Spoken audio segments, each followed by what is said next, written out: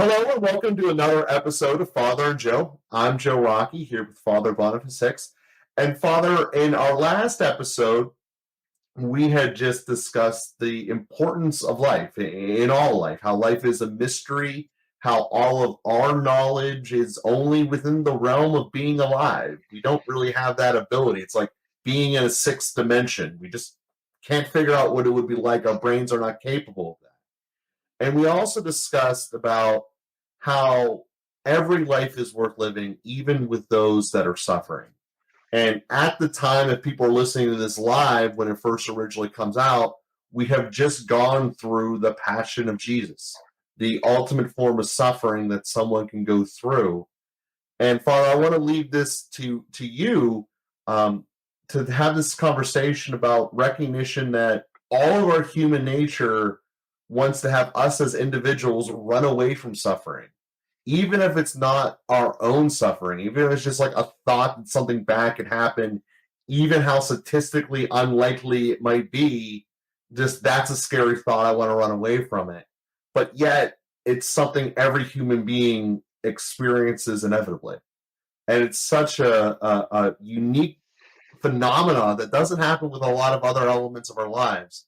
But I wanted to let you kind of teach us about this so we can understand and embrace life better. Yeah.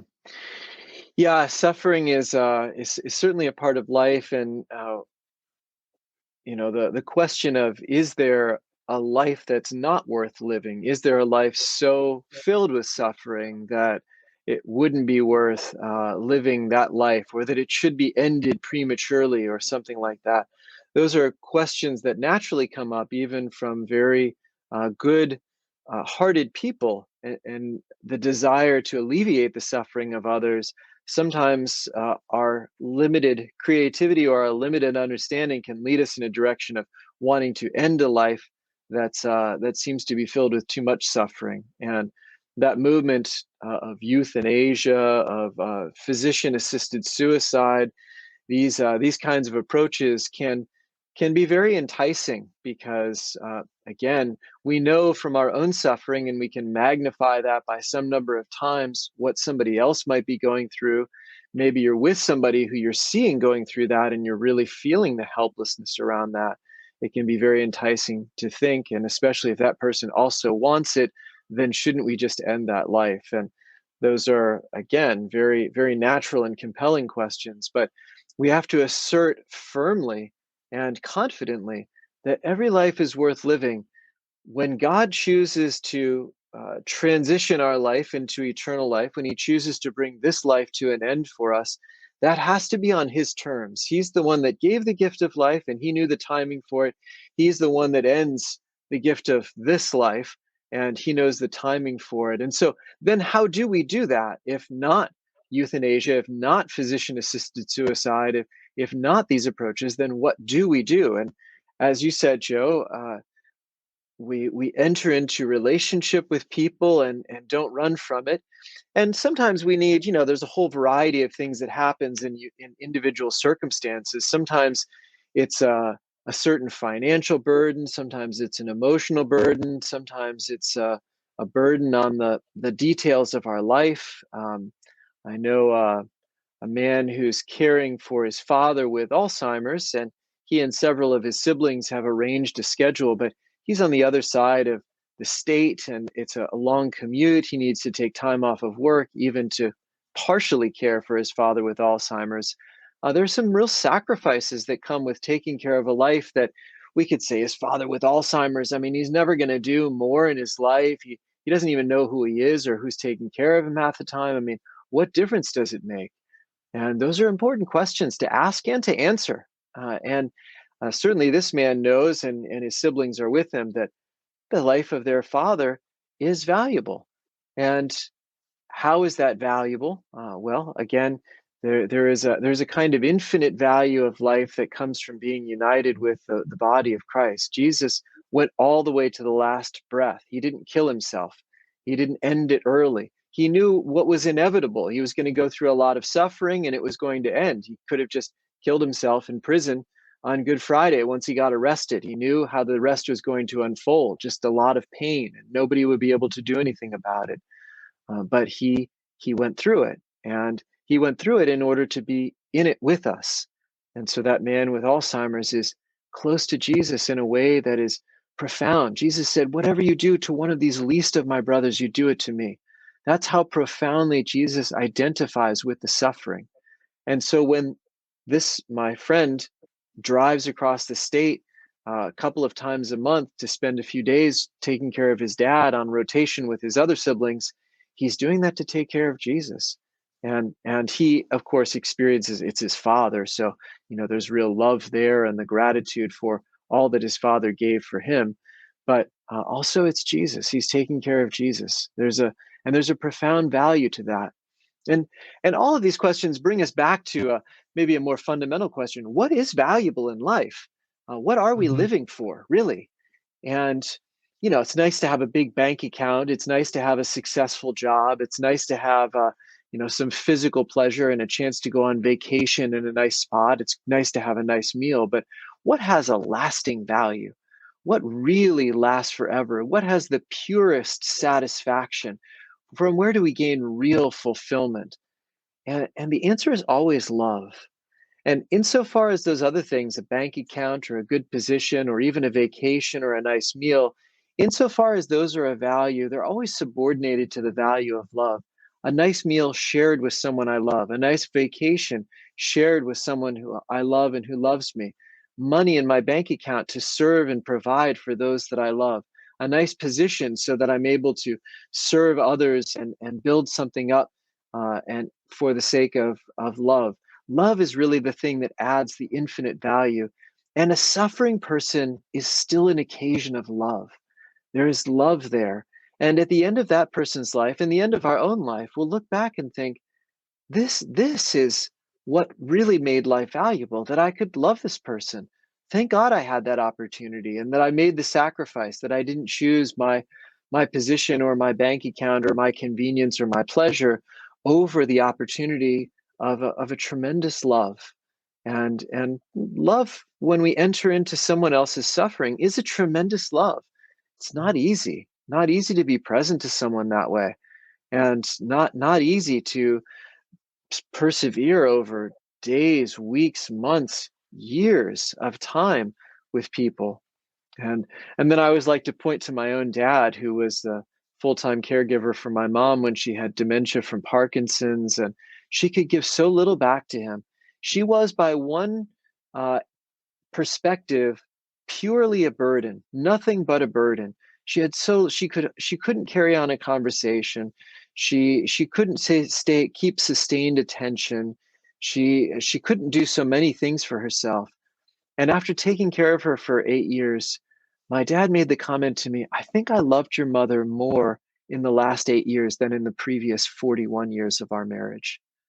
And but she drew that out of him in a sense because of her helplessness, because of her suffering, because of her uselessness, to say it in a stark way, in a way that our society might express it.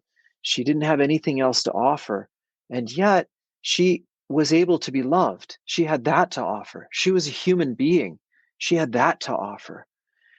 And when we start to take that perspective, and my dad and his goodness, he didn't think twice about it. And he probably couldn't articulate, well, he can now because he listens to me talk about it, but he couldn't have articulated it uh, before I did. But he had a sense of duty. He knew that this life was valuable. He had committed himself in marriage, and he was just going to do it.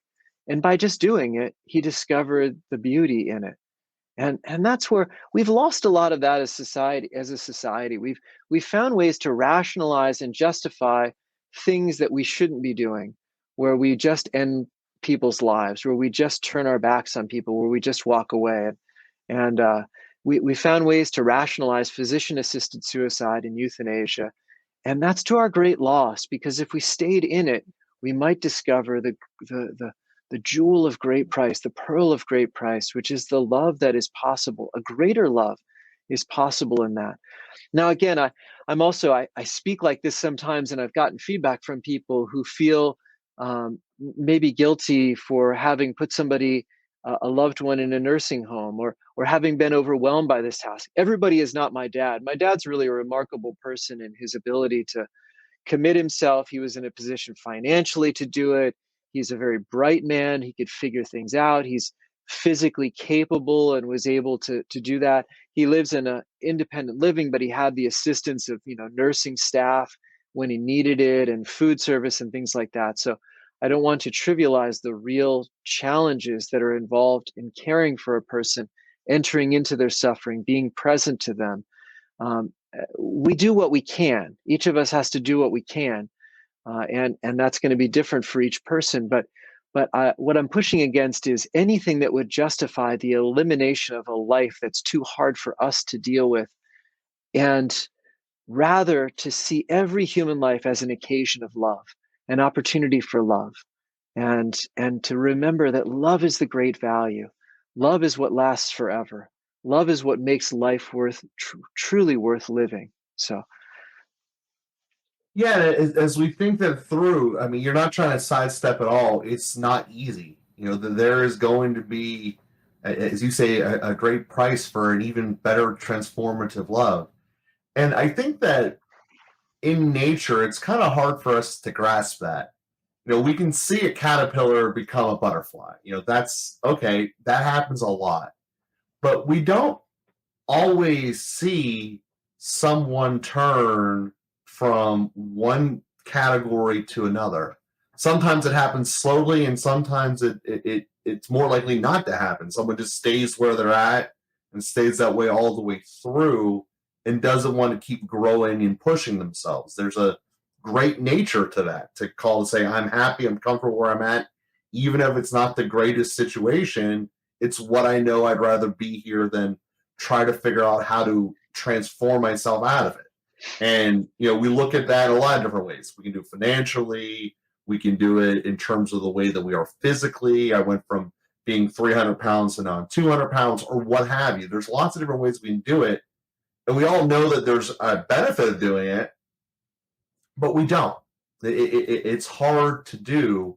And as you've said earlier here, what are we living for if it's not for the sake of becoming better at love? I mean, really, that's the summation that I got out of that.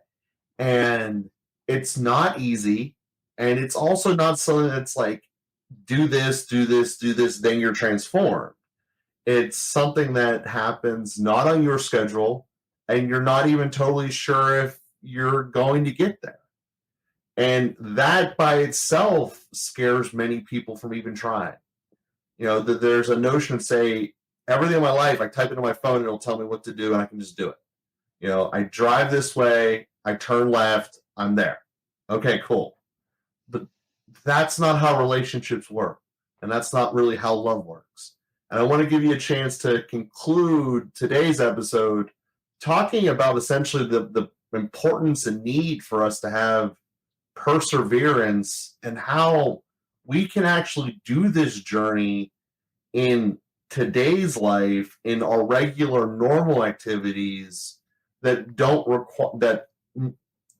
Right now, not all of us in life have someone who we have to give everything for to take care of them, and most of our lives do not have that situation. But we still do have regular lives, and this is something that we can work on making ourselves better every day. So I wanted to give you a chance to help people through those challenges. I think it's so valuable for us to have conversations like this, and for people to hear them, so that we can kind of set that mind, establish that mindset again of what the importance, in the most important thing in life is, in terms of love, service, sacrifice. Obviously, when we're talking about love, we're talking about that kind of self-sacrificing, self-emptying love that Jesus demonstrates for us. Of course, that love is fueled by being loved, falling in love. We have the movement of love. The emotion of love is also something beautiful, and is worth investing well.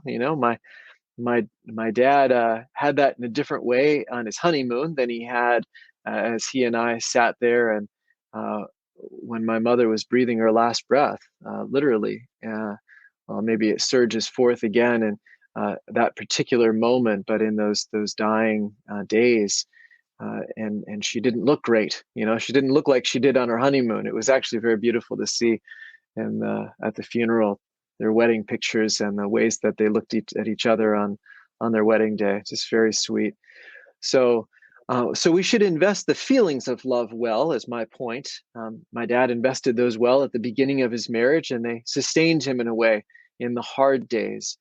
And then when we look around, we should be grateful for the opportunity to express a kind of love which requires a great offering. Instead of saying, "Oh gosh, I had bad luck," or my dad could have said, "Oh, other men don't have to go through this in the last 8 years of their marriage, and this is just bad luck." But rather to cultivate an attitude of, if I'm summoned to a greater love, that's a sign of God's trust in me, and that He's entrusting me with a real treasure to live that out. I should be a little bit excited about that. It's like parents that have a special needs child. They can lament, this isn't what I wanted. This is so hard. And again, I'm very sensitive to how hard it is. It's easier for me to talk about it than for other people to live it on a daily basis. So I don't ever lose sight of that. But if we cultivate an attitude of, wow, God entrusted me with a gift because He really believes I have enough love and He wants me to grow that much in love. That's a big deal. Or if on a different basis, and I'm very blessed. A lot of people come to me and share some of the most painful things in their life with me, things that have happened in the past and still weigh them down, or things that are going on in the present. And I'm really blessed to be able to walk with a lot of people through very dark valleys. And I do consider that a tremendous privilege. It can take a bit out of me to be present to somebody who's suffering emotionally in a way that I can't remedy. I mean, I just can't fix some of these situations. And they're going to go away from our meetings, and they have to walk back into some of these places. And I'm profoundly sensitive and appreciative of that. Those are really hard situations. But I feel so blessed that somebody would share that kind of suffering with me and that I get a chance to be present to them. I know a lot of priests who have the chance to make hospital visitations or to take communion to those who are homebound and enter into places that are very hard. And to do that with our heart is can be a real challenge, can take a real toll on us. And instead of looking at it as a burden I wish I could get over and that I could minimize in my life, if we can just try to shift our attitude a little more towards what an opportunity it is that we get to grow in love this way, that we get to serve this person who is in a tremendously hard situation that we don't have the answers to or a remedy to, or maybe that is irremediable. There is no remedy.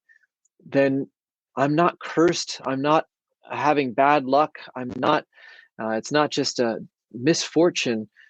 It's a blessed opportunity and a great act of trust on God's part that He brings me into connection with some people like this. So now again, I say that in a way not intending to shame those who.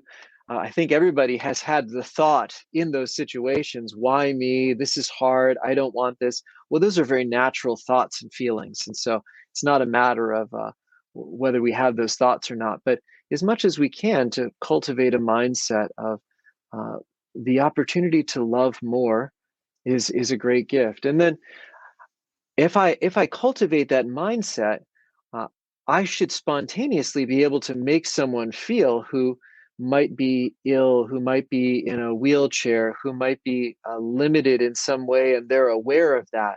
People who are suffering in that way can feel like a tremendous burden. In fact, it's a significant reason why people want euthanasia or physician assisted suicide, because they feel like a burden. People who have provided, grandpa who has provided for his children and his grandchildren his whole life, and now feels like they have to provide for him. That's never what he wanted. And he feels like a burden. And so he says, I wish I could just end this. I would relieve them of this burden. We should never make someone feel that way.